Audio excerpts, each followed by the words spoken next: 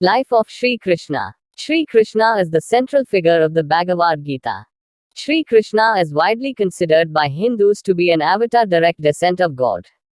During the battle of Kurukshetra, Krishna gave Arjuna the immortal spiritual discourse of the Bhagavad Gita. Krishna taught a spiritual path of wisdom, devotion and discrimination. Sri Krishna was born in northern India. The Puranas consider Sri Krishna's life to mark the passing of the Dwapara Yuga into the Kali Yuga current age. Krishna was born in prison to devout parents Devaki and Vasudeva. At the time of his birth, his life was in danger because the tyrant Kamsa was seeking to kill him. It had been foretold that Kamsa would be killed by Devaki's eighth child. Since Sri Krishna was the eighth child, he was smuggled out of prison to be raised by his foster parents Nanda and Yashoda in Gokula. Nanda lived a simple lifestyle and was a chief in the local cow-herding community. The young Sri Krishna is often depicted in these days as being a mischievous child, who enjoyed playing pranks and having fun. Some worship Sri Krishna as the ideal child of innocence. However, even in his young years, Krishna is reported to have killed demons Trinavarta and Putana. He is also said to have lifted a nearby hill Govardhana to protect the villages against the wrath of Indra. In the early stage of his life, Sri Krishna is also often depicted playing the flute for his beloved gopis, female devotees. Of these, Radha was the greatest devotee. On his return to Mathura, Sri Krishna killed his uncle Kansa after Kansa had tried several times to have Krishna killed. In Mathura, he befriended the Pandava Prince Arjuna. Sri Krishna became a counsel and friend to Arjuna. Bhagavad Gita. The Kurukshetra war was a battle between the Pandavas and Kauravas, led by King Dhritarashtra. Despite the provocations of the Kauravas, Sri Krishna tried to mediate to avoid a conflict. He asked the Kauravas to give the Pandavas just a small amount of land.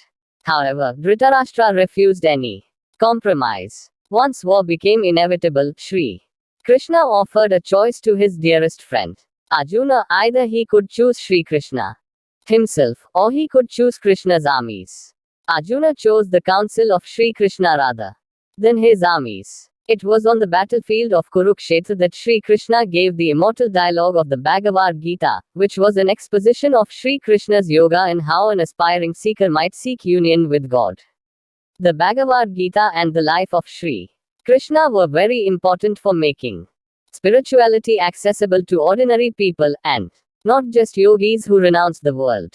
The central message of Sri Krishna was for man to take part in desireless action, motivated not by human ego, but for the divine cause. In later life, Sri Krishna retired to Dwarka, where he lived for many years.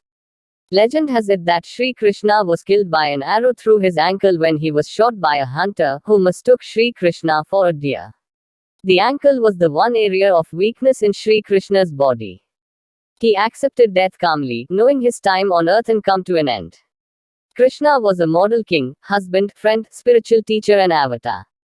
Krishna had a profound impact on the culture, religion and spirituality of not just India but the whole world. His basic philosophy of yoga is the reference point for all future spiritual teachers. His play of devotional yoga was also the reference point and inspiration for all future masters and saints who emphasize devotion. Influential figures such as Mirabai, Sri Chaitanya and Sri Ramakrishna. Krishna's teachings allowed a huge range and diversity of spiritual approaches, from the detachment and equanimity of the Gita, the intense devotion of the gopis.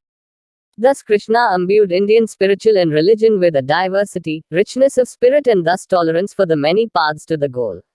Sri Krishna said in the opening section of the Bhagavad Gita, "Whenever, O descendant of Bharat, righteousness declines and unrighteousness prevails, I manifest myself for the protection of the righteous and the destruction of the wicked, and for the establishment of religion, I come into being from age to age."